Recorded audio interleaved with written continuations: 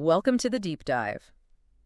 You know, when you read the foundational stories of human history, especially in the book of Bereshiyt, Genesis, you often focus on the drama. Right. The garden, the fall, the curse. It's all very, well, dramatic. But what if the greatest drama wasn't the tragedy, but the solution? What if, right after humanity basically shattered the world, the Creator hid a complete step-by-step plan of redemption? And not in some cryptic scroll, but right there in the family record. And that is precisely our mission today. We are taking a really focused look at the first 10 patriarchs, tracing that lineage from Adam all the way down to Noah. Okay. We're going to uncover an ancient, powerful message, what we call the Basora, that's literally etched into their very names. And this sequence of meanings, it reveals Yahweh's perfect foreknowledge. So it wasn't a plan B. It was never a plan B. It demonstrates that his plan of salvation was there from the absolute beginning. And the central message here, which I think we need to establish right up front, is just astonishing. This isn't just about sending a future prophet or some kind of messenger. Yeah. This ancient whisper declares that Yahweh, the Creator himself, would come down in human form as Yahshua. Yes. Long before the law was given at Sinai, long before Abraham even got his promises, it just proves the singular, unchanging nature of the only true Elohim. It really is the ultimate demonstration of divine intentionality. This deep dive is all about recognizing that every name, every single generation, was an orchestrated verse in the Creator's everlasting covenant of love. So to really appreciate the power of this hidden Basora, we have to grasp the spiritual climate they were in. The world after the fall was dark, but it wasn't uniformly dark, was it? No, not at all. The sources show a stark, immediate separation. There are two defining human lineages that just split off from each other almost instantly. You see it right there in Genesis chapter 4, a complete divergence. The sources detail the line of Cain, or Qayin, which, well, it almost instantly becomes defined by a culture of self-reliance, of violence, of material pursuit. Right, they're building cities. They're building cities and monuments for their own glory. It's the physical manifestation of spiritual rebellion. It sounds like their entire focus was on external, tangible human strength. They valued innovation that served them, not obedience that honored Yahweh. That's absolutely correct. I mean, just consider the actions of Cain's descendant, Lamech, who's boasting about his vengeance in Genesis chapter 4, verses 23 through 24. Yeah. This line becomes characterized by this: celebration of human strength and a total disregard for the sanctity of life. They were busy inventing instruments of war, like metallurgy, and instruments of distraction, like music. All for self-glorification. Exactly, all driven by a focus on self. Their achievements were about establishing human dominance over the earth, and that was effectively leading humanity further and further away from any connection to the Creator. So if that line, the line of Cain, represents the world's descent into corruption and, reliance on human effort, where did hope even exist? Hope was sustained in the other line, the line of Seth, or Sheth. Seth was born as the appointed one, and that's a critical designation. Appointed. Yes. His name signifies that despite Adam's failure, despite the violent path that Cain took, Yahweh's foundational plan, that promise of the seed that would crush the serpent's head, was sustained. This lineage was the designated vessel for the truth. But the key moment, the pivotal shift that really set this lineage apart from the rest of the world, is recorded right after Seth's son, Enosh, was born. What was the exact nature of that change described in Genesis chapter 4, verse 26? That verse is so important. It says, "To Seth also a son was born, and he called his name Enosh. At that time, men began to call upon the name of Yahweh." Right. Now, for a modern listener, that might sound like, people just started praying. Yeah, that's how I'd read it. But in the ancient Hebraic worldview, to call upon the name of Yahweh, Korah, that was an act of profound, public, and costly devotion. It wasn't just a quiet, private moment. Okay, we need to unpack that. If it wasn't just prayer, what was this multifaceted thing they were doing that was so absent in Cain's line? Well, there are three critical facets embedded in that phrase, Korah. The first one is proclaiming his character. Okay. This was a public declaration to a world that was getting darker by the minute. They weren't whispering about some local deity. They were loudly affirming that Yahweh is the singular creator, the sustainer, the only true Elohim. So it was creating a visible identity. It established an immediate and visible identity. It was a witness against the burgeoning idolatry of the culture around them. So it acted like a boundary line in the sand. You knew who had aligned themselves with the one true creator simply by listening to whose name they used and invoked in public. Precisely. They were establishing the very definition of the divine. And the second facet was appealing to his authority. What does that mean exactly? It went beyond just asking for things. It meant submitting their lives and their governance to his rule, seeking his intervention, and recognizing his absolute sovereignty over all human endeavors, over all natural events. So the opposite of Cain's line. The absolute antithesis of the self-reliance and the autonomous city building practiced by Cain's descendants. They were acknowledging we are under his governance. That distinction, governance versus self-reliance, that's huge. What about the third element, the communal impact? The third was public alignment. It was a communal act visible to everyone that definitively separated these individuals from the growing moral corruption and spiritual darkness that was already rampant. The darkness we read about later in Genesis chapter 6. Exactly. By publicly calling upon Yahweh's name, they were establishing a beacon of true, pure worship. They maintained the knowledge of the Akkad, the singular Elohim on earth. Yeah. And this radical public devotion, this willingness to stand apart, that was the prerequisite foundation for Yahweh to entrust them with the ultimate prophecy of redemption, the Basora, hidden in their lineage. They were the dedicated keepers of the truth. It's just so powerful that this spiritual separation happens before any formal legal code, before any organized religious system. The foundation of true worship was simply acknowledging and submitting to the sovereignty of the Creator and keeping his identity pure. It's the bedrock. Okay, so we have the lineage of Seth established. They're the keepers of the flame, publicly aligned with Yahweh. Now we transition to the revelation itself. The brilliance of this prophetic statement is that it wasn't inscribed on stone tablets that could be lost or broken. Now, It was woven into the oral history and the genealogy of this faithful family. It's really the ultimate example of divine cryptography. it is a stunning display of forethought.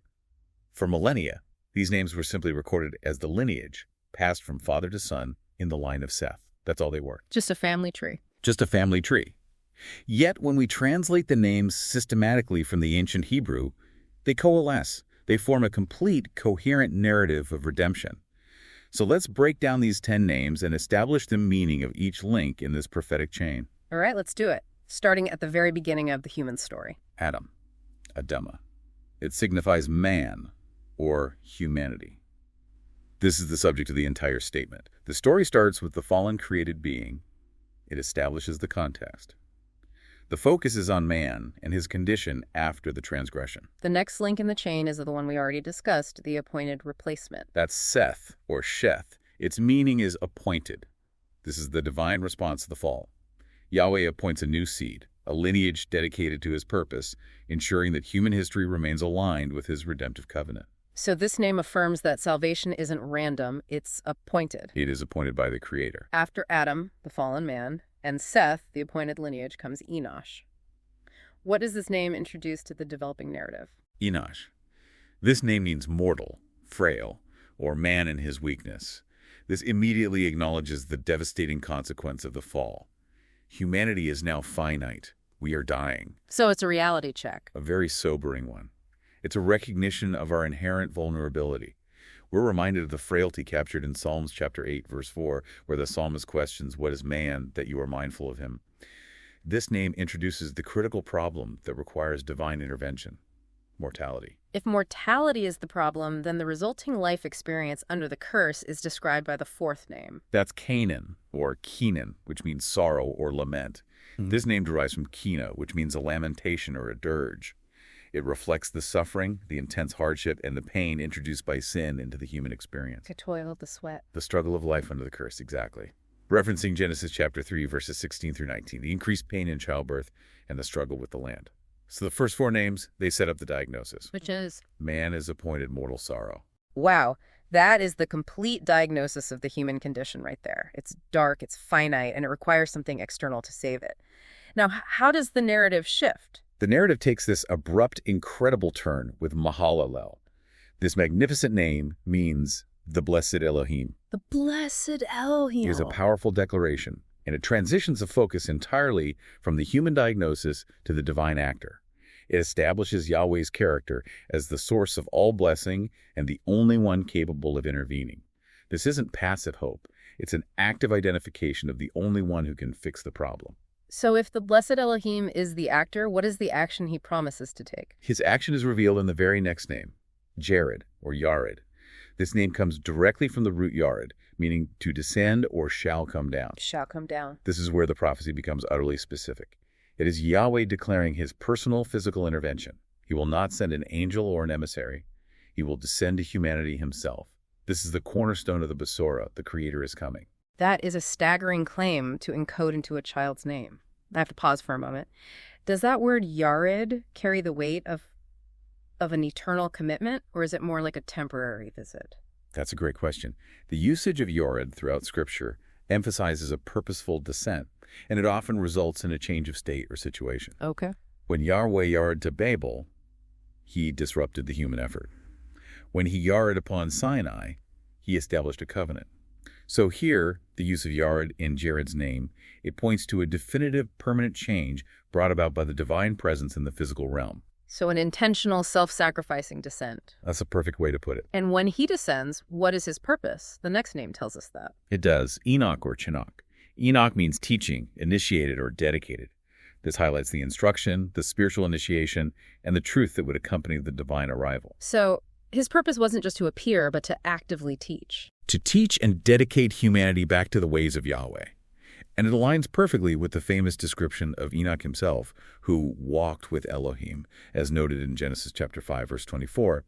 He was a living example of the intimate teaching that would be restored. Now we come to what you said is maybe the most profound and structurally important name in the sequence, Methuselah. The traditional link to the flood is often emphasized, but the sources point to something much bigger. Methuselah, or Methuselah, is indeed a dual prophecy. It means his death shall bring, or when he dies, it shall be sent. The roots are meth, meaning death, and shalach, to send or bring forth. Okay. The historical fulfillment is clear. The great deluge, the Mabul, was sent in the very year he died, but that physical judgment only addressed the corruption of that specific age. The greater redemptive foreshadowing is the absolute necessity of a redemptive death. A death that would bring something other than water. Exactly. A death that would bring spiritual rest, not just judgment. This name places the death of the blessed Elohim squarely at the center of the entire plan. So if the blessed Elohim comes down, teaches, and his death shall bring some consequential event, what is the emotional state of humanity leading up to that? That is addressed by Lamech. Lamech means despairing or to despair. This name expresses the deep collective weariness of humanity under the curse, the relentless toil, the weight of sin. Right. Lamech's own personal lament in Genesis chapter 5, verse 29, where he names his son Noah, shows this desperate longing for relief from the curse and the burden of work. It represents utter helplessness and the need for deliverance.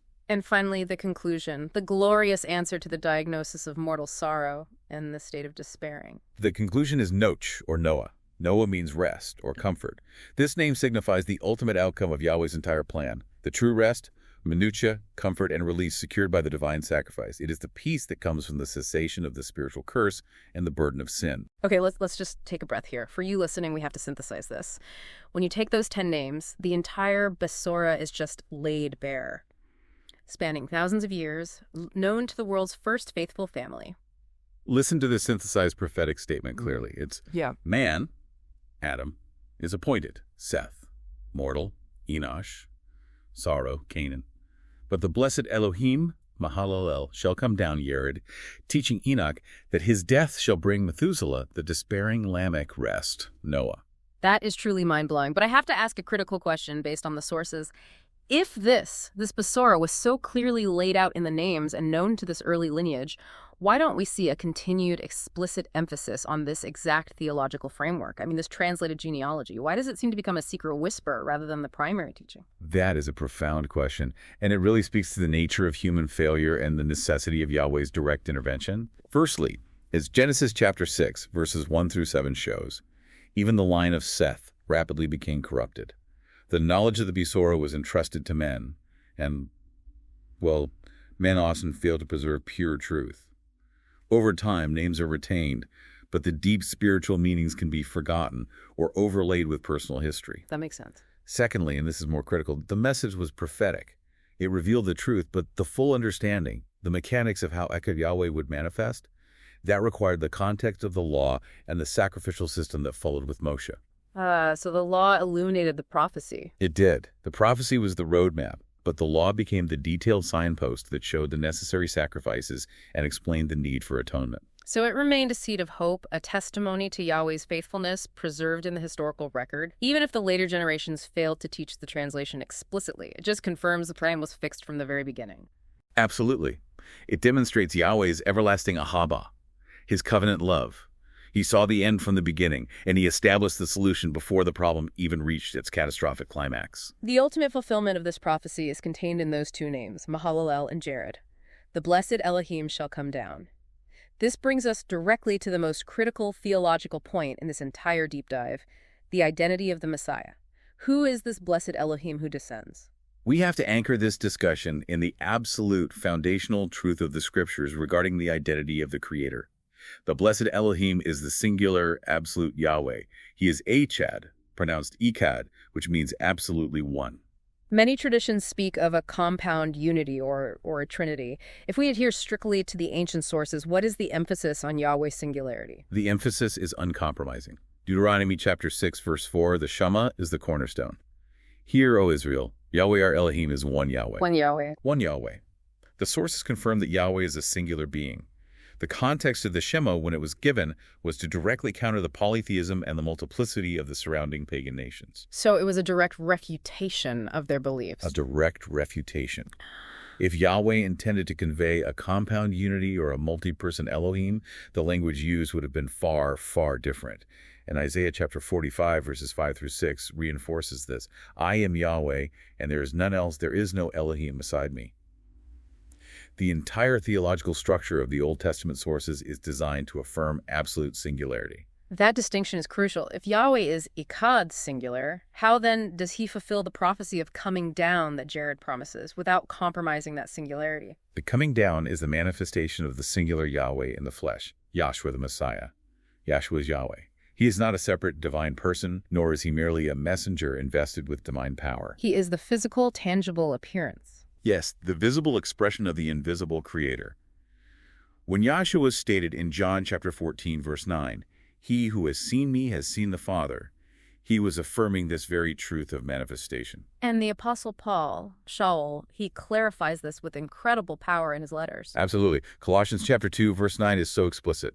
For in him dwells all the fullness of the Elohim bodily. All the fullness. All of it. If all the fullness dwells in him, there is no remainder left for a separate divine being. Yahshua was Yahweh, walking among us, fulfilling the exact requirement of the prophecy. Furthermore, 1 Timothy chapter 3, verse 16 affirms that Elohim was manifest in the flesh.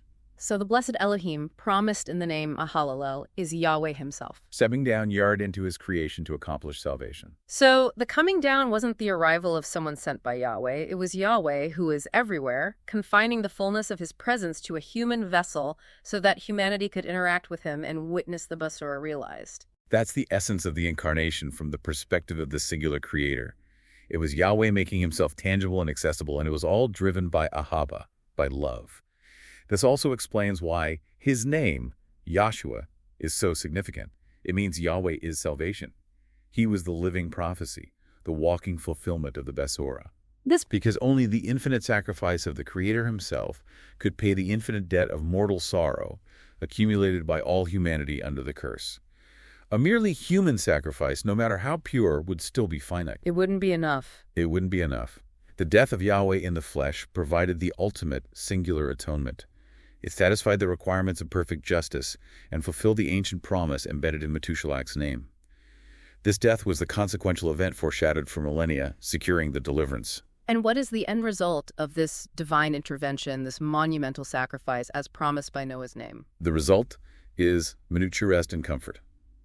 Yahshua's life, his teaching, Enoch, his death, Methuselah, and his resurrection provides spiritual cleanliness, peace with Yahweh, and true relief from the curse and the despair, Lamech. He is the Sabbath rest, the Noach, offered to a weary fallen world. The Besorah is complete. The blessed Elohim came down in the flesh, died, and secured our ultimate rest. We've established the prophecy and its fulfillment. Now let's dig deeper into the language itself. We've been using this term, Basora, which is translated good news. But if we apply a deep dive methodology, how does the Hebrew pictographic analysis of this word reveal a reality that's far more impactful than the more abstract Greek concept of euangelion? This is critical to understand. The word Basora, H1309 in the lexicon, is functional. It's not merely a philosophical concept. It describes an action that changes reality. Yeah. We can trace its power through the 4 foundational pictographs. Okay, let's start with the first one, bet. Bet represents a house or a tent. It signifies what belongs inside, family, intimacy, a secure enclosure. So in the context of the Basora, it immediately establishes the relationship. This is news relevant to the house of Yahweh, securing a place within the family. Okay, that makes sense. Next is shin. Shin is depicted as 2 front teeth. This conveys sharpness, pressing down, or consuming. When you apply that to the message, it represents the urgency and the undeniable impact of the news. It has teeth. It has teeth. This is news that presses upon you, that requires immediate absorption, that cannot be ignored or simply intellectualized. It demands a response. That's a strong contrast to the idea of good tidings, which can be gently received. This sounds forceful. It is forceful because it's existential. Then we have wah, the tent peg or nail. This signifies adding, securing, or establishing a bond. The news isn't transient, it's permanent. The Besorah is the secure, bonded reality established by Yahweh's action. It's the covenant nailed down, made unchangeable. And finally, resh. Resh is pictured as a head or a person. It represents the messenger, or, in the case of the Besorah, the primary subject of the news, the head of the house. And in this ultimate context, the resh represents Yeshua, the one who is the Besorah. So when you assemble those, the Besorah is the urgent, tangible news concerning the head or person, Yahshua, that establishes a secured bond with the house or family. It's news of immediate, irreversible victory. Exactly. In ancient culture, a Besorah was always news of a major shift. A war was won, a king was crowned, an heir was born. It demanded celebration, not just contemplation. The Besorah of Yahshua is the active power of Yahweh's word, his devar to rescue and restore, securing our eternal rest, our noach. Before we move to the application of this, we should revisit that word you used earlier to describe Yahweh's motivation in the ancient whisper, ahabah, love. What specific kind of love is this? Ahabah is covenantal love. It is deeply contrasted with merely human forms of love, like doda, which is a love of affection or preference. Ahabah is not based on the worthiness of the recipient. Right. It is based on the unchangeable, faithful character of the giver, Yahweh. It is the love that binds an individual to a covenant, an eternal bond of loyalty and commitment, and is demonstrated by the very fact that he encoded the solution before the problem was even complete. That level of intentionality is why the response to the Besorah can't be passive acceptance. The early lineage, they showed active separation by calling upon Yahweh's name. Their preservation of the truth amidst global corruption serves as our example today. We are called to be similar keepers, demonstrating the knowledge of the one true Elohim who delivered us. Receiving the Besorah mandates a life change, a movement from intellectual assent to dedicated action. And this brings us squarely to the requirement of obedience, or misfot. The sources are clear that true faith is always coupled with demonstrable action. Yes. Receiving the Besorah mandates a life of obedience to Yahweh's commandments as mitzvot. And this obedience is not a means to earn salvation, but an essential organic expression of our ahabah and faithfulness in response to the rest we've been given. It's the thank you. It is. Deuteronomy chapter 5, verse 33 is so instructive. Walk in all the ways which Yahweh your Elohim has commanded you, that you may live and that it may be well with you. And Yahshua himself affirmed this in John chapter 14, verse 15. If you love me, keep my commandments. So if the name Noah promises rest minutia through Yahshua's death, how does our physical obedience to the mitzvah practically reflect that spiritual rest? It's perfectly exemplified in the observance of the weekly Sabbath, Shabbat. Shabbat is a profound, physical application of the spiritual minutiae secured by Yahshua. How so? By resting on the seventh day, we are aligning our time, our energy, our entire life rhythm with Yahweh's creation pattern and, crucially, with the rest provided by our Messiah. It is a public acknowledgement that our productivity and our provision do not rely on our seven-day toil, but on the Creator's finished work. So it's a declaration. It's a weekly declaration. The principle holds firm as declared in 1 Samuel chapter 15, verse 22. To obey is better than sacrifice. True faith must be demonstrated through obedient action, specifically adherence to his appointed times, his moadim. That makes the Shabbat observance a living testimonial to the Besorah itself. It's a weekly declaration that we are no longer despairing like Lamech, but have found rest in Noah. It completes the loop. Furthermore, the commitment to the Besorah necessitates the commanded act of initiation. the mikveh, or ceremonial immersion. Yeshua reinitiated this ancient ordinance as baptism in his name for spiritual cleanliness and identity. So what is the precise commanded pattern of salvation that we find in the early apostolic teachings? The pattern, established clearly in places like Acts chapter 2, verse 38, is sequential and essential. First, repentance, a complete turning away from sin and self-will. Second, mikveh, or immersion, in the name of Yahshua the Messiah for the remission of sins. So that's the public identification. The public identification with his death and resurrection, securing the forgiveness made available by his blood. And third, the infilling of the Ruach HaKodesh, the set-apart spirit, which empowers the believer to walk in obedience to the mitzvah. Now, I know a skeptical listener might point to the famous exception in Acts chapter 10, where the Spirit fell upon the Gentiles before they were physically immersed. How do the sources handle that extraordinary event in relation to the necessity of mikveh? That event was extraordinary, and it demonstrated Yahweh's sovereignty and his immediate acceptance of the Gentiles into the body of the faithful, bypassing the requirement of Jewish conversion first. But, however, even in that powerful display, what does Peter Kepha do? He immediately commanded that those individuals be baptized afterward. This reinforces the crucial point.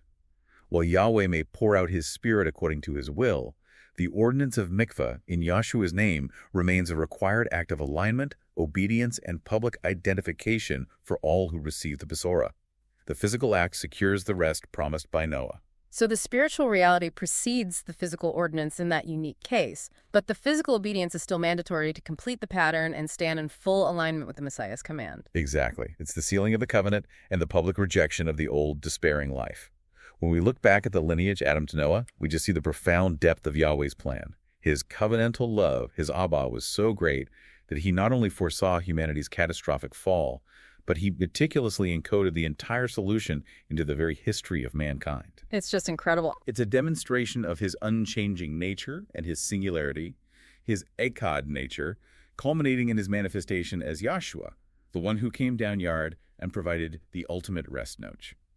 It really speaks volumes about the faithfulness and the intentionality of the Creator. It's so easy to dismiss these names as just dusty history, but they form a cohesive theological statement, a divine whisper intended for the first generations that is equally, if not more, relevant today. So I'd leave you with this. If Yahweh embedded such specific, future-looking details, the entire roadmap of redemption, into the very names of the first 10 men, what does this level of meticulous foreknowledge tell you about the absolute certainty and reliability of his promises for your life today? It's not just assurance, it's an invitation to recognize that the dabar of Yahweh, his living word and plan, is always being perfectly fulfilled. The structure of the universe, the genealogy of mankind, everything points back to the Messiah. And if he executed the first part of the plan with such precision, you can be certain he will complete the second.